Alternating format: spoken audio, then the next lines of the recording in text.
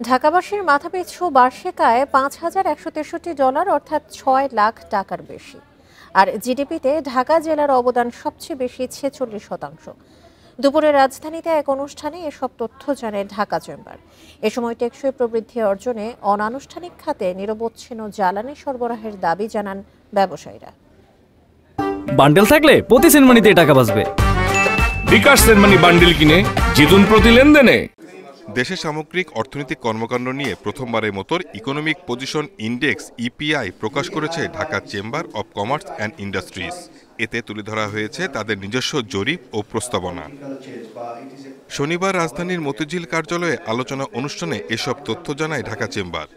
সংগঠনের সভাপতি জানান, দেশের উৎপাদন, কর্মসংস্থান ও বিনিয়োগ বিষয়ে সঠিক তথ্য তুলে ধরতেই এই ইন্ডেক্স প্রণয়নের উদ্যোগ।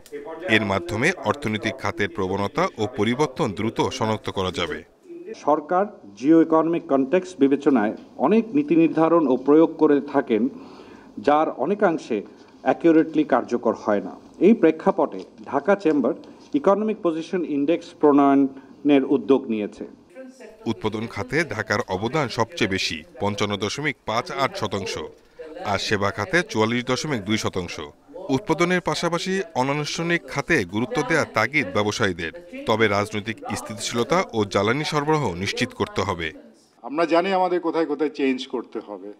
এখন বিল্ড বলেন, ঢাকা চেম্বার বলেন, মানে রেকমেন্ডেশন দিতে দিতে মানে এত বড় বড় ফাইল জমেছে এনবিআরে, কাস্টমসে, ফাইনাল ডিভিশনে। ওখান থেকে কয়টা রেকমেন্ডেশন অ্যাকচুয়ালি হয়েছে? ওই রেকমেন্ডেশন যদি করতেন তাহলে আপনি ইন্ডেক্সটা, ইন্টারন্যাশনাল ইন্ডেক্সে আমরা অনেক এগিয়ে যেতাম। জিডিপিতে অবদানের কথা জানিয়ে রাজধানীকে আরও যুগোপযোগী করে তোলার আহ্বান জানান আলোচকরা। ইপিআইতে কৃষিখাতকেও অন্তর্ভুক্ত করার পরামর্শ তাদের। ইলেকট্রিসিটি সাপ্লাই কনস্ট্যান্ট লাগবে। ওয়ার্ল্ড ব্যাংকের একটা রিপোর্ট আছে যে যদি কনস্ট্যান্ট ইলেকট্রিক সাপ্লাই হয় তাহলে জিডিপি অ্যারাউন্ড 2 to 3% ইনক্রিজ পাবে, only for the electric supply. So this is a well known things, কিন্তু এটা কেন হচ্ছে না? ডিসিসিআই জানান, গার্মেন্টস, ব্যাংক, আবাসন সহ 8টি খাত নিয়ে তৈরি করা হয়েছে ইপিআই। প্রতি 3 মাস পর পর প্রকাশ করা হবে প্রতিবেদন। Shahid Ahmed, independent news, Dhaka. এ নিয়ে কথা বলতে আমাদের সঙ্গে যোগ দিচ্ছেন ডিসিসিআই এর ভারপ্রাপ্ত মহাসচিব ডক্টর এ.কে.এম. আসাদুজ্জামান পাটোয়ারি। জনাব আসাদুজ্জামান পাটোয়ারি, আপনাকে স্বাগত জানাচ্ছি অর্থনীতি সারাদিনে। শুরুতেই যে বিষয়টি জানতে চাই যে ঢাকাবাসীর আয় নির্ধারণের ক্ষেত্রে আপনারা এলাকা, বয়স এবং লিঙ্গ নির্ধারণে কোন কোন বিষয়কে প্রাধান্য দিচ্ছেন? জি, ধন্যবাদ। আশা করি আমাকে শুনতে পাচ্ছেন। অবশ্যই, আপনি বলুন। জি, থ্যাংক ইউ। আসলে আমরা সবসময় আমাদের ঢাকা চেম্বারের নেতৃবৃন্দ বা ঢাকা চেম্বার জানেন দেশের অর্থনীতিতে অনেক সময় গুরুত্বপূর্ণ ভূমিকা পালন করে। নীতি নির্ধারণ সহ প্রত্যেকটি বেসরকারি খাত বান্ধব ইস্যুতে ঢাকা চেম্বারের একটা রোল থাকে।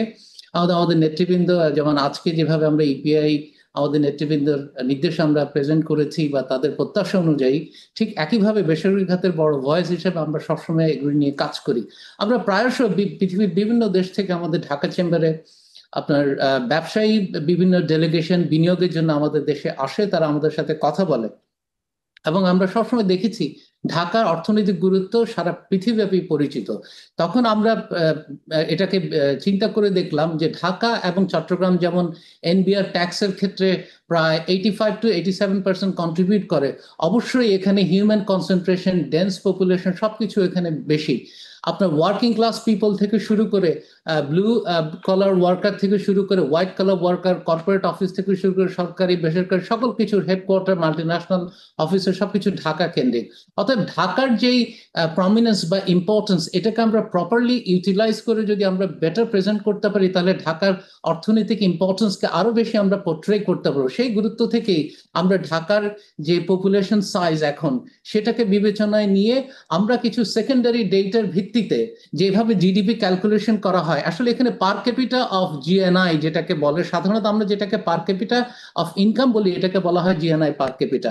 আমরা ঠিক সেটার ভিত্তিতেই যে ফর্মুলায় গভর্নমেন্ট বা পৃথিবীর যে কোনো দেশে যে ফর্মুলাতে আসলে পার ক্যাপিটা ডিটারমিন করা হয়, একটা দেশের প্রচন্ড যে সংখ্যক জনগোষ্ঠী আছে তার একটা বছরে যে পরিমাণ ইনকাম হয় বা যে অর্থনৈতিক কর্মকাণ্ডের মাধ্যমে যে ইনকাম হয় সেটা মনিটারি ভ্যালু, এবং দেশের বাইরেও আমাদের জনগণ যেই এনআরবি যে কন্ট্রিবিউট করেছে সেটা সম্মিলিত যে ইনকাম, সেটাকে আমরা টোটাল পপুলেশনকে কে ডিভাইড করলে যেভাবে, অর্থাৎ জিডিপি জিএনআই পার ক্যাপিটা জিডিপি পার ক্যাপিটা যেভাবে করা হয় আমরা ঠিক একইভাবেই করেছি, with the use of reference some international বা লোকাল রেফারেন্স। অর্থাৎ ঢাকার ইকোনমিক ইম্পর্টেন্স নিয়ে আমাদের দেশে কিছু কিছু হিন্টস আছে যে এটার কন্ট্রিবিউশন করে, তাই সেটাকে আমরা সময়ের প্রয়োজনে আমরা এটাকে পোর্ট্রে করলাম যে আসলেই আমাদের ইকোনমিক পটেনশিয়াল এবং বিজনেস পটেনশিয়াল যদি অ্যাট্রাক্ট করতে চাই across the world, it is very important. যার কারণে আমরা সেভাবেই সকল জেন্ডার ইনক্লুশন সহকারে, অর্থাৎ জেন্ডার ইনক্লুশনের তো বিষয় না, এখানে পার ক্যাপিটা জিএনআই নির্ধারণ করতে গেলে টোটাল পপুলেশন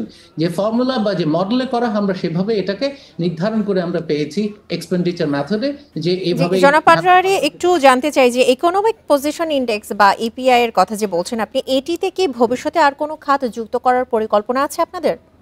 দেখেন, ধন্যবাদ। আমরা আজকে যেটা করেছি এটা হচ্ছে আমাদের আসলে একটা কনসেপ্ট বা মডেল আমরা তৈরি করেছি, একইভাবে ইকোনমিক ইম্পর্টেন্স বা আমাদের বেসরকারি খাতে দায়বদ্ধতার জায়গা দিক থেকে, এবং ঢাকা চেম্বার যে একটা ন্যাশনাল বডি, আমাদের লিডারশিপ সবসময় যে প্রাইভেট সেক্টরের প্রাইভেট সেক্টর ডেভেলপমেন্টের কাজ করে সেখান থেকে, কারণ প্রাইভেট সেক্টর লাইফ লাইন। তা আমরা চিন্তা করলাম যেই খাতগুলোতে দেশের প্রত্যেকটা খাতে প্রাইভেট সেক্টরের এঙ্গেজমেন্ট আছে, দ্যাটস নো ডাউট।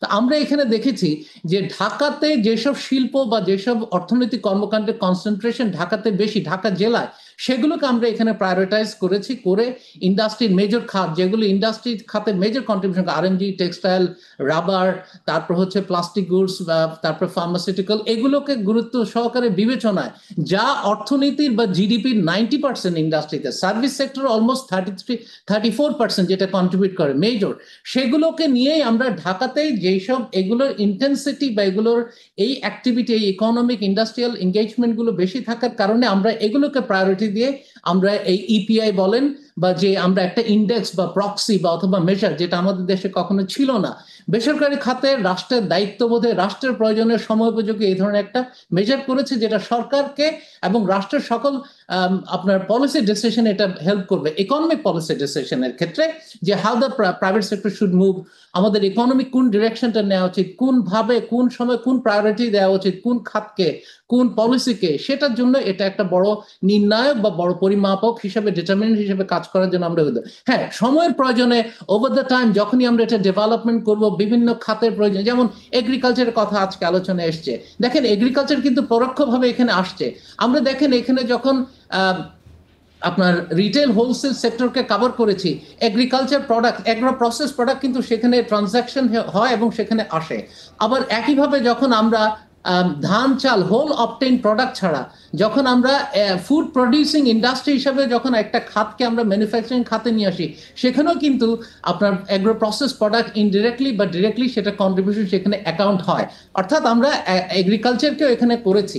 যেই খাতগুলো খুব একটা গুরুত্বপূর্ণ নয়, যেমন আর্ট, কালচার, তারপর হচ্ছে আপনার অ্যাডমিনিস্ট্রেটিভ সার্ভিসেস, তারপর হচ্ছে হেলথ কেয়ার, যেখানে আমাদের বেসরকারি খাতের হয়তো ডিরেক্ট ভূমিকা না দেয় বাট মানে ইনডিরেক্ট কন্ট্রিবিউশন আছে, সেগুলো আমরা পর্যায়ক্রমে, এটা তো ভ্যালিডেশন হলো, অবশ্যই there will be lot of development in the days to come over the years, যেটা প্রত্যক্ষ পরোক্ষভাবে আরো এটাকে রিপ্রেজেন্টেটিভ, ইনক্লুসিভ এবং সাস্টেনেবল করার জন্য অবশ্যই সবার কন্ট্রিবিউশন বা কনসেপ্ট। অবশ্যই জনাব পাটোয়ারি, আমরাও চাচ্ছি এর সফল বাস্তবায়ন হোক। আপনাকে অসংখ্য ধন্যবাদ আমাদেরকে সময় দেবার জন্য।